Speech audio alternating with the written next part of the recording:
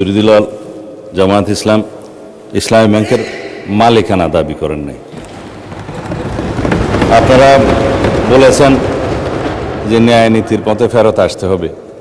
ওই ন্যায় নীতির পথে ফেরত আসার জন্যই বাংলাদেশ ব্যাংক ব্যবস্থা গ্রহণ করবে। মাননীয় স্পিকার,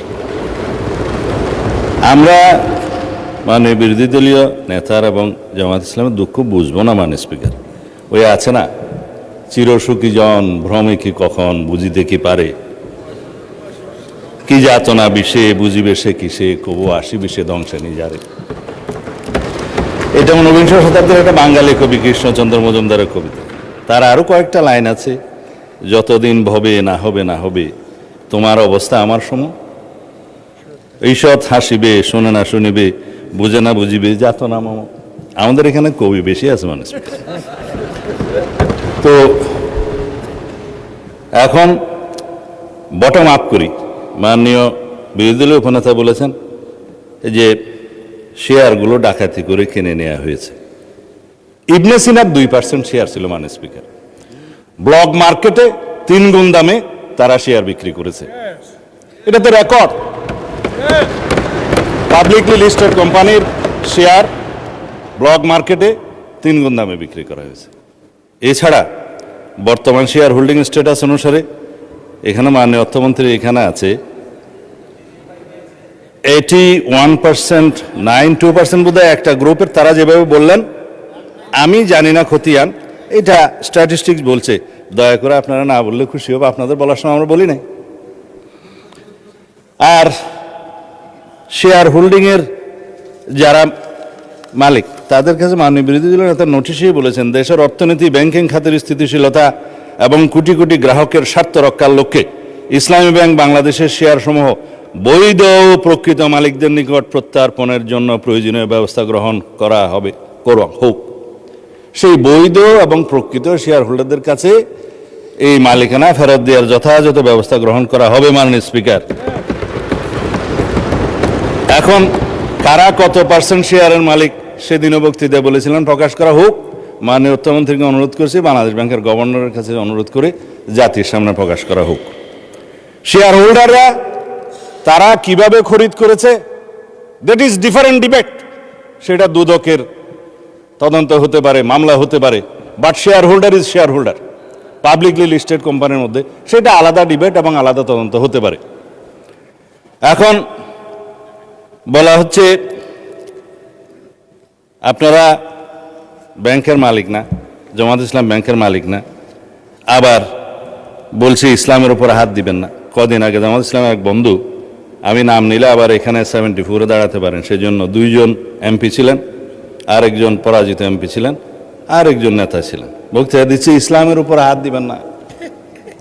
মাননীয় স্পিকার, ইসলামী ব্যাংক ইসলাম নয়, আমাদের জনাব মির্জা ফখরুল ইসলামও ইসলাম নয়, জামায়াতে ইসলামও ইসলাম নয়। সুতরাং সবকিছুতে ইসলামের উপরে হাত দিবেন না দোহাই দেওয়া কিন্তু ঠিক নয়। মাননীয় স্পিকার, আমি এবার পয়েন্ট টু পয়েন্ট আসি। এখন একবার যে ব্যাংক আজান দিয়ে তকবীরে লিল্লাহ দিয়ে দখল করা হলো, সেই ব্যাংকের দখলটা বেদখল হয়ে যাবে, এই যাতনা তো আমরা বুঝি। মাননীয় স্পিকার, সুতরাং যারা পর্দার আড়ালে থেকে গ্রাহক বলে রাস্তায় আন্দোলন করছে, ভিডিওটা দেখেন, তাদের রাজনৈতিক পরিচয়। আমাদের মধ্যে অনেকে তো গ্রাহক আছে, গ্রাহককে বলে দেওয়া হচ্ছে বলেন বলেন আপনার অ্যাকাউন্ট আছে, বলে যে আচ্ছা ঠিক আছে, কত কয় 2-3 লাখ টাকা আছে, পিছন থেকে খোঁচা দিয়ে বলছে বলেন 7-8 লাখ টাকা আছে বলেছে। এটা রেকর্ড ভিডিও। তারা গ্রাহক হচ্ছে সেই রকম গ্রাহক। তা এখন পর্দার আড়াল থেকে নেমে পড়েছেন, এটা ভালো। বেপর্দা হওয়া, বেনাকাব হওয়া কোনো কোনো ক্ষেত্রে খারাপ, তবে এই ক্ষেত্রে ভালো হয়েছে যে মানুষ জানতে পেরেছে।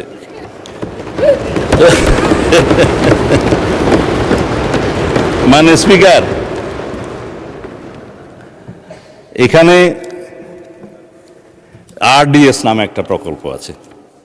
সেই প্রকল্পের, এটা হচ্ছে ইসলামী ব্যাংকের একটা ফ্ল্যাগশিপ প্রকল্প। এই প্রকল্পের মূল হচ্ছে পল্লী উন্নয়ন প্রকল্প নামে যেখানে 5,000, 10,000, 20,000 টাকা পর্যন্ত লোন দেয়া যায়, নারী গ্রাহকের সংখ্যাই বেশি। ভোটের আগে 10,000 টাকা করে অনেক নারীকে দেয়া হয়েছে। লাইনে আমার এক ভোটার জিজ্ঞেস করছে, আমার এক কর্মী, মা আপনি কোথায় দিবেন? বলছে যে বাবা, বলছে কোরআনের দল, না দিলে তো জান্নাতে যাওয়া যাবে না। 10,000 টাকাও দিয়েছে, বলেছে এটা মাফ হয়ে যাবে, আরো 10,000 টাকা পাবো। এইভাবে মাননীয় স্পিকার বোনাস হিসাবে দাঁড়িপাল্লায় ভোট দিলে জান্নাত পাওয়ার নিশ্চয়তাও দিয়েছে। এই RDS প্রকল্পের মধ্যে কত হাজার কোটি টাকা ডিস্ট্রিবিউট হয়েছে জানেন? 22,000 কোটি টাকা ডিস্ট্রিবিউট হয়েছে। 11,000 কোটি টাকা আগে দেওয়া হয়েছিল। এই 5ই আগস্ট 2024 পরে নির্বাচনের এই বৈতরণী পার হওয়ার জন্য আরো 11,000 কোটি টাকা দেওয়া হয়েছে, এর কোনো হদিশ নাই। তবে একজন নারী ভোটারের কথা তো বললাম, ভোটের আগে আমরা প্রায় সময় দেখছি মাননীয় স্পিকার, আমরা তো লেজিটিমেট গভর্নমেন্ট, ভোট টুট পেয়ে জনগণ আমাদেরকে এখানে বসিয়েছে, কিন্তু ইলেকশনের দিন পর্যন্ত আমরা একটা ফেসবুক গভর্নমেন্ট দেখেছিলাম মাননীয় স্পিকার, প্রচারণার মাধ্যমে। তা আমরা এখনো মনে করছি বিরোধী দলের ভূমিকা পালন করুক, তারা স্ট্রাগল করবে সরকারি দলে আসার জন্য, নির্বাচিত হয়ে মেজরিটি পাওয়ার জন্য। কিন্তু বারে বারে এইভাবে প্রচারণা, পর্দার আড়ালে প্রচারণা, পর্দার ভিতরে প্রচারণা ইত্যাদি চালিয়ে মানুষকে বিভ্রান্ত করে মাননীয় স্পিকার আমরা বোধহয় খুব বেশি এগোতে পারবো না। এখন ইসলামী ব্যাংকের আমি কয়েকটা আইনের কথা পরে বলবো, এখন বলছি না। ইসলামী ব্যাংকের নবনিযুক্ত চেয়ারম্যান দায়িত্ব নিলে এবং এই চেয়ারম্যানকে দায়িত্ব পালন করতে না দিলে কি হবে সেটা আইনে বলা আছে।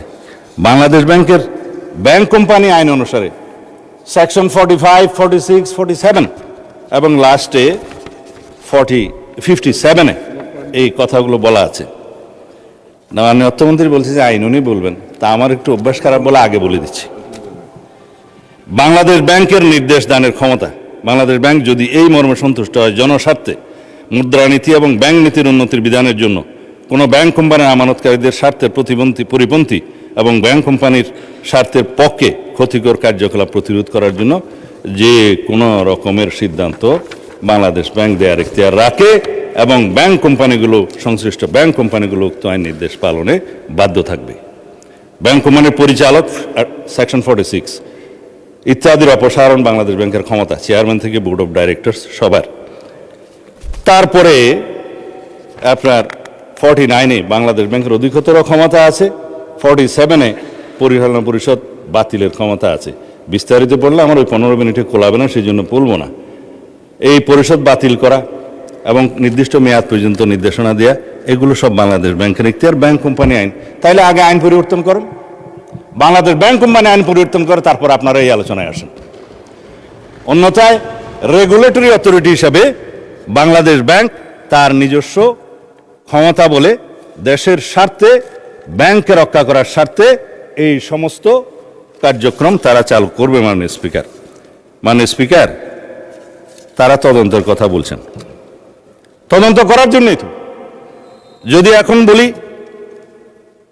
আপনারা 5ই পরবর্তী এই ব্যাংকের যারা লোন গ্রহণ করেছে, আমি নামই বলি, নাবিল গ্রুপকে 700 কোটি টাকা এলসির এগেনস্টে লোন দেওয়া হয়েছে, পরে এই মালামাল বিক্রি করে ব্যাংকে টাকা ফেরত দেওয়া হয়নি।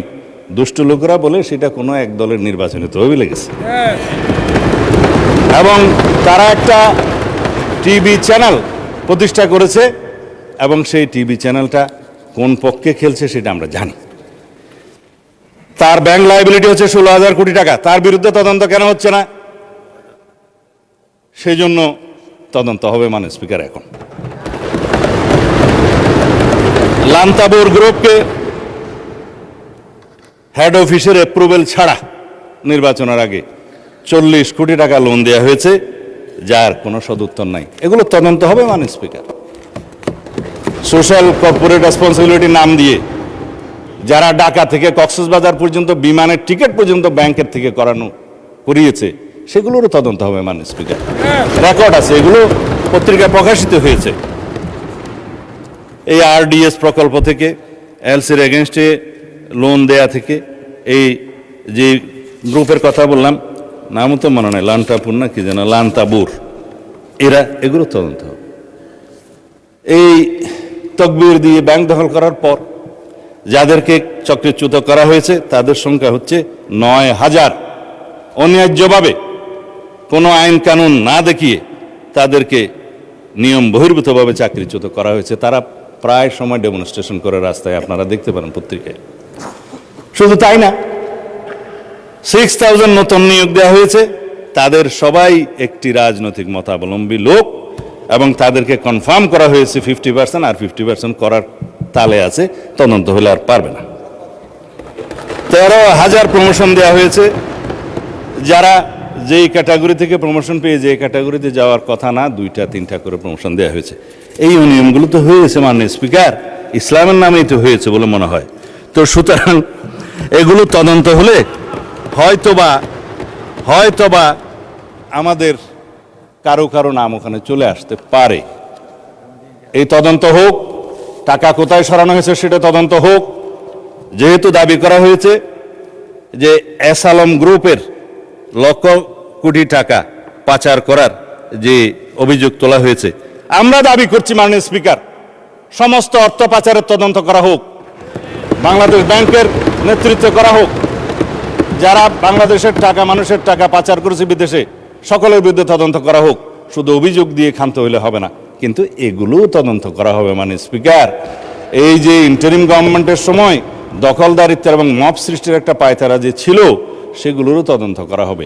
তারা কোথায় কার নামে লোন দিয়েছে, কর্পোরেট সোশ্যাল রেসপন্সিবিলিটির টাকা কোথায় ব্যবহার করা হয়েছে, নির্বাচনের আগে সেই তহবিল কোথায় গিয়েছে, আরডিএস প্রকল্পের টাকা কত লোককে দেওয়া হয়েছে, কিভাবে দেয়া হয়েছে, সেগুলো ফেরত আনার ব্যবস্থা করা হবে, তদন্ত করা হবে মাননীয় স্পিকার।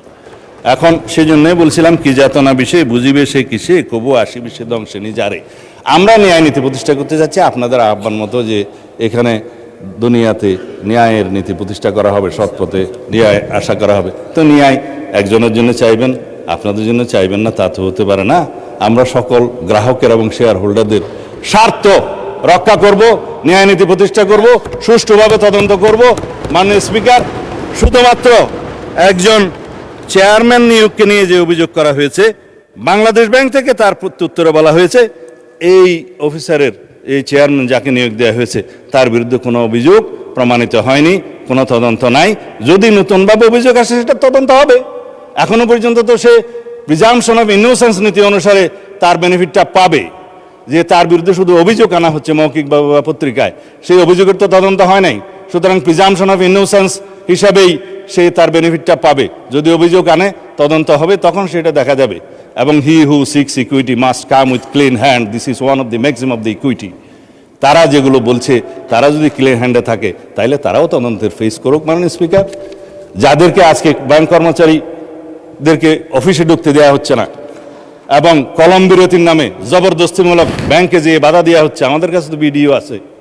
আমরা যেহেতু এই স্বরাষ্ট্র মন্ত্রণালয়ের দায়িত্ব পালন করছি, আমাদের কাছে সমস্ত কিছু রাখতে হয়। এই সমস্ত তদন্ত ভিডিও সহ, অডিও সহ সব কিছু আছে। মাননীয় বিরোধী দলীয় নেতা এক জায়গায় বক্তৃতা দিয়ে বলেছেন, তার বুকের উপর দিয়ে যাবে, যদি টিয়ার গ্যাসগুলি করতে হয় আমার উপর দিয়ে যাবে, আমি গ্রাহকের সেবা নিশ্চিত করব। গ্যারান্টেড মাননীয় বিরোধী দলীয় নেতা, গ্রাহকদের, আমানতকারীদের স্বার্থ নিশ্চিত করার জন্য আমরাও বুক পেতে দেবো, শুধু আপনি কেন। সুতরাং ন্যায় নীতি প্রতিষ্ঠা করা হবে।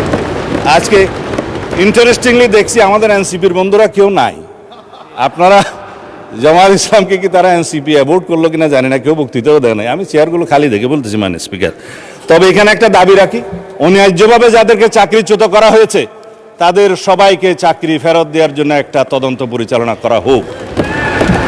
আর যাদেরকে রাজনৈতিক বিবেচনা চাকরি দেওয়া হয়েছে তাদের কয়টা সঠিক নিয়োগ হয়ে গেছে সে বিষয়েও তদন্ত করা হোক।